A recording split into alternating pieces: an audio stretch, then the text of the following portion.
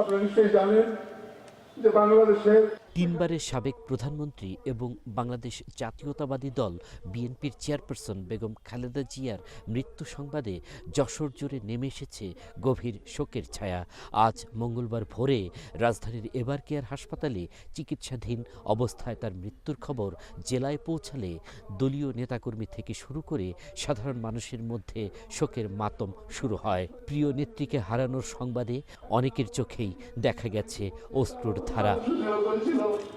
আজকে বাংলাদেশ জাতীয়তাবাদী দলের একজন অভিভাবক আমরা নিয়েছি। আমার ব্যক্তিগত জীবনে আমি রাজনীতি করতে এসে সকাল থেকেই যশোরের লালদিঘি পারস্থ জেলা বিএনপি কার্যালয়ে জড়ো হতে থাকেন বিভিন্ন পর্যায়ের নেতাকর্মী ও সমর্থকরা। দলীয় নেত্রীর মৃত্যুতে সেখানে এক হৃদয় বিদারক পরিবেশের সৃষ্টি হয়। অনেক প্রবীণ নেতাকে কান্নায় ভেঙে পড়তে দেখা গেছে। জেলা বিএনপির পক্ষ থেকে দলীয় কার্যালয়ে কালো পতাকা উত্তোলন করা হয়।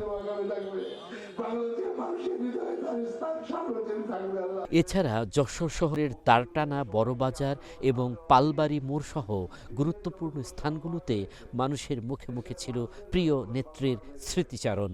রিকশা চালক থেকে শুরু করে ব্যবসায়ী, সর্বস্তরের মানুষের মধ্যে এক ধরনের স্তব্ধতা লক্ষ্য করা গেছে।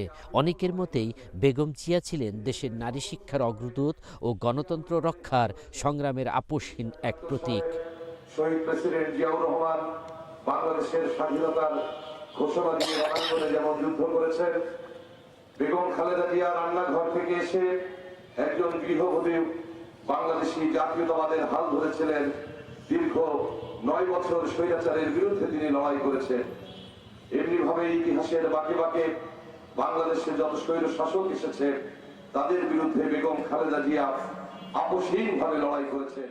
জেলা বিএনপির নেতাকর্মীরা বলেন, বেগম খালেদা জিয়া ছিলেন ঐক্যের প্রতীক, গণতন্ত্রের অতন্ত্র প্রহরী। স্বৈরাচার বিরোধী আন্দোলন থেকে শুরু করে মানুষের অধিকার আদায়ের লড়াইয়ে তিনি কখনো মাথা নত করেননি। তার মৃত্যুতে অভিভাবক শূন্য হয়ে পড়েছে দল ও দেশ। যতদিন বেঁচে থাকবেন এই দেশের মানুষ এবং বিশ্বের মানুষ তাকে শাসন করবেন।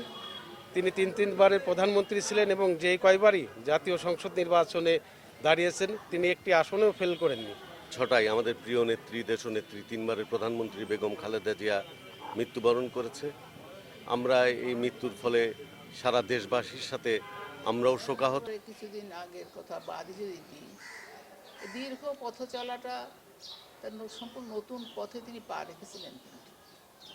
বিলাসবহুল একটা জীবন, আকস্মিক সেখান থেকে স্বামীর মৃত্যু, অকাল বৈধব্য,